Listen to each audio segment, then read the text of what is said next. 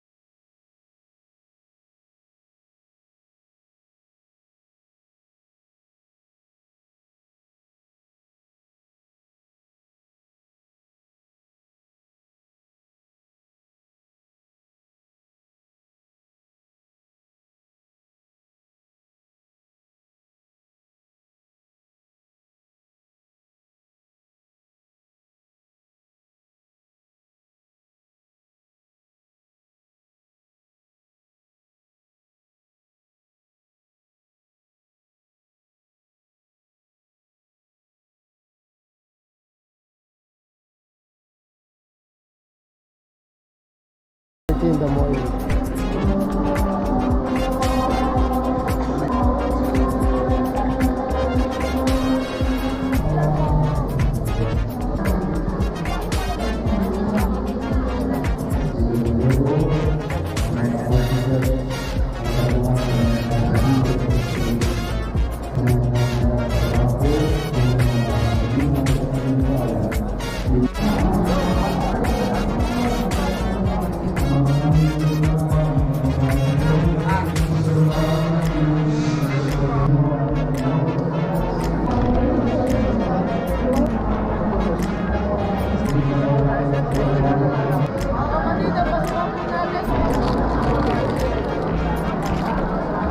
Mababasbasan ko po ito. Blazing. Kaya umuulan na po. Umuulan na. Physics na po na umaga.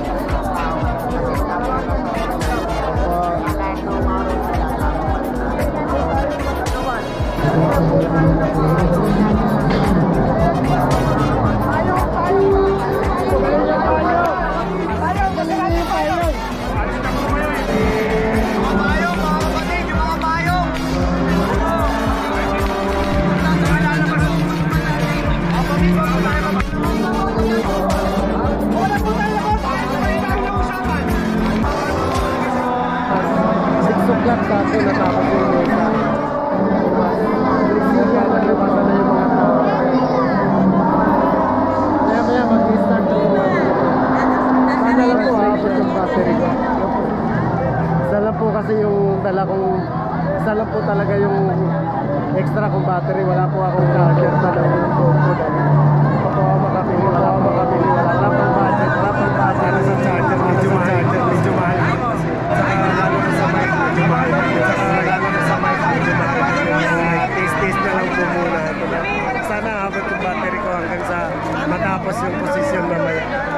Sana panoorin niyo po yung video.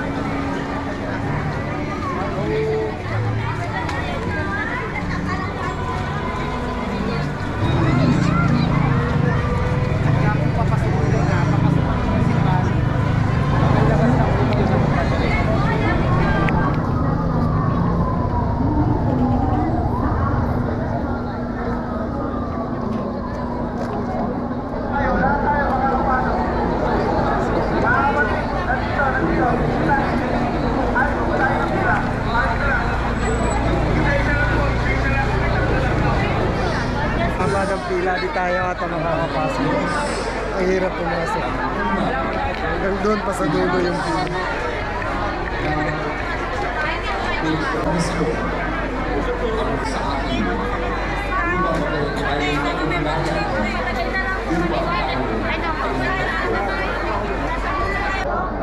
Jesus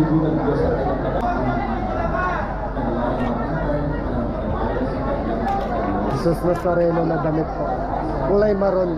Alam niyo kung bakit itong kulay maroon ang damit ng suot ng mga tao at saka yung mga deboto. Kasi sa history ng Nazareno, nakakulay maroon po yung damit ng Black Nazarene. Kaya nakakulay maroon yung mga deboto. Pablisingan natin sa loob po. Sana mga blisingan. So, good morning. May kasama po ako ngayon. Sige po, Kuya Richie. May kunti po siyang idea kung bakit nakakulay maroon at saka kulay black yung Nazareno. Bakit po nakakulay maroon, Kuya Richie? Kasi po yung kulay ng damit ng Nazareno, kulay maroon po talaga. Tapos yung kaya kulay black po yung Nazareno. Kasi po sa lahat po ng ibiniyahing mga santo galing Mexico. Tapos nasunog sila. Siya lang po yung hindi Tupok. natupok na ano.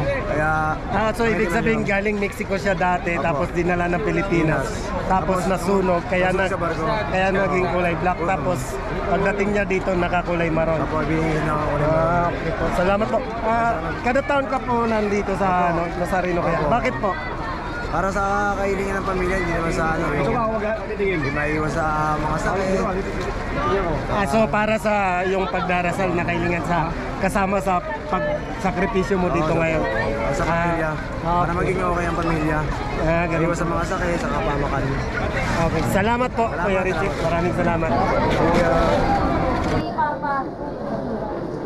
Hello everyone and Papa. Sana.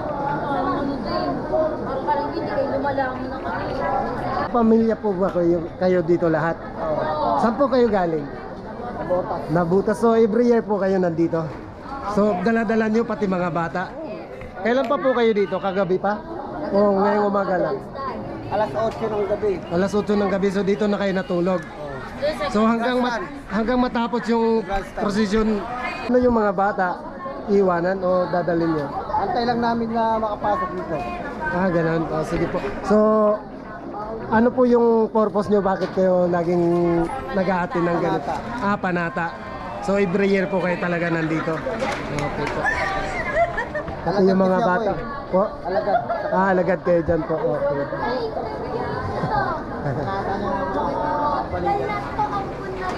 Salamat po. Bye-bye.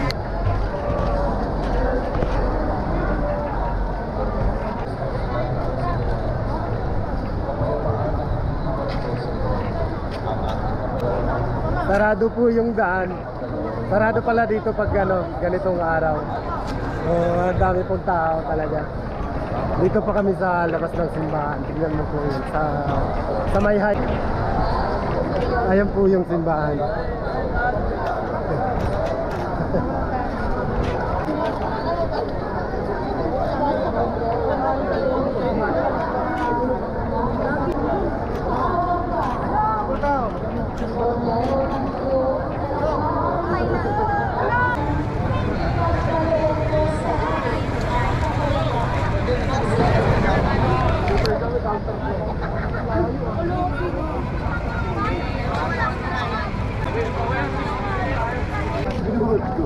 Go.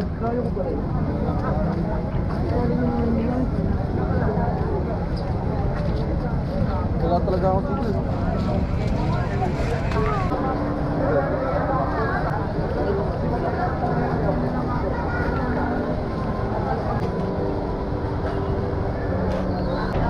Hindi po talaga makakapasok hanggang dito lang. So, sarado na naman siya dito. Umikot na ako sa simbahan. Talagang hirap pumasok. Mamaya na lang po pag-position po. Sana panoorin niyo yung pag-translation ng Nazarene.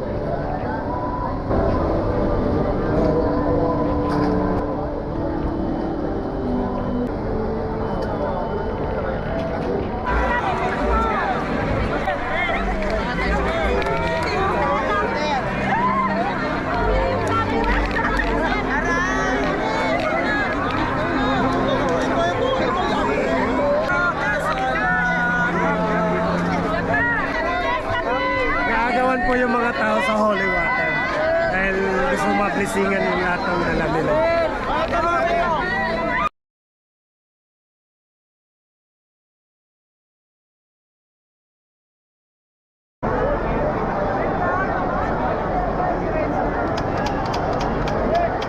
po lumiko na yung Nazareno. Iikot po yan doon papunta sa simbahan. Kaso di ko na kaya sumabay, so dito na lang po ako.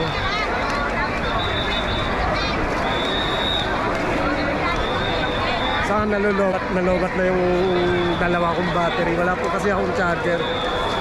Medyo mahal rin po kasi yung charger nung isa ko sa dalawa kong battery kasi ubos na. Cellphone na lang po yung gagamitin. Just na po ng umaga. 10 AM na po. 10 AM in the morning. Nag-start ng, dumating ako dito 5 o'clock ng umaga. Hanggang ngayon, wala pa po.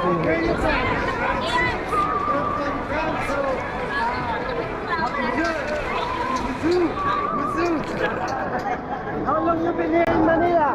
5 days. 5 days. So is it your first time here? Yes. Really? So what can you say? So beautiful. Yeah, so beautiful people. Good food. Ah, really?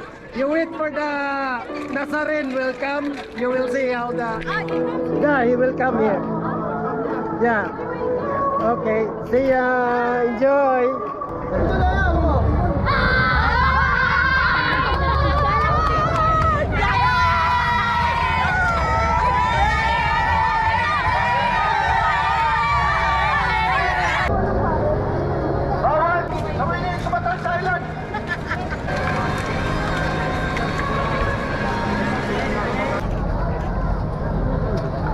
Stop.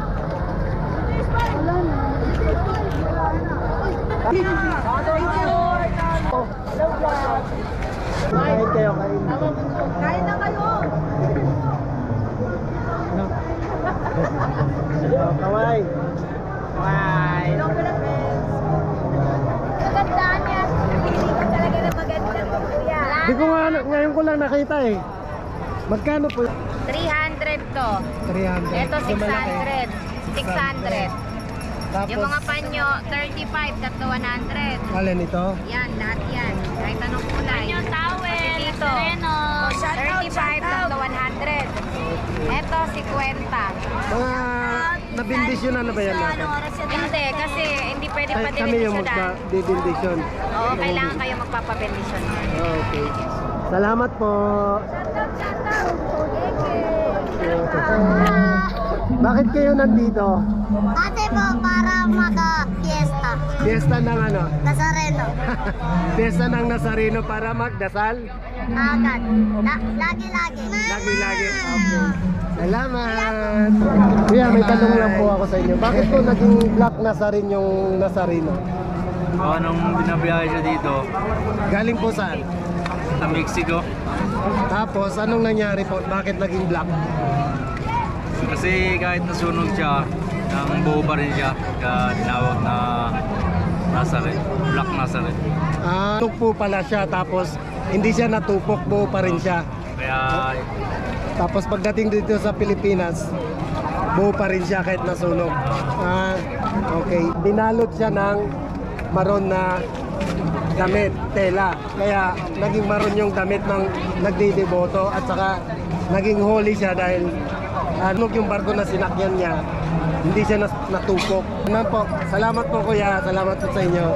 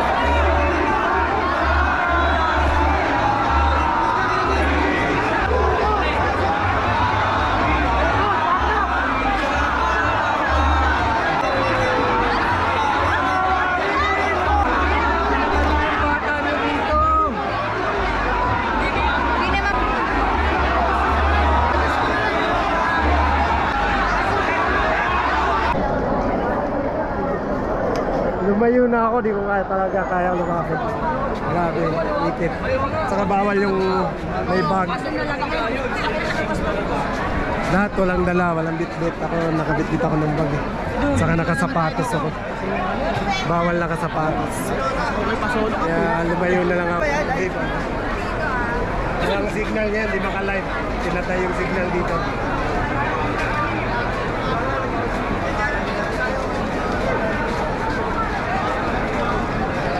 Ito na po, yung Nazareno, dito talaga ay nakasapatos po kasi ako. Saka may bag.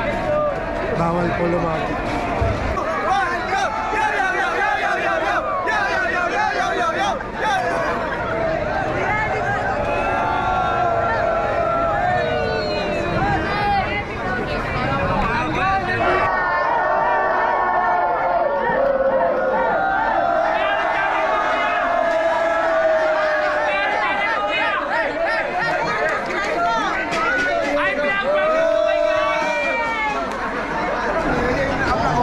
.30 na po ng hapon. So 12 hours na po ako dito. Alas 3 pa po ako na madaling araw umalis sa amin. So medyo kailangan ko na umuwi. Malayo pa ako. Bye bye! Salamat po. Nazareno.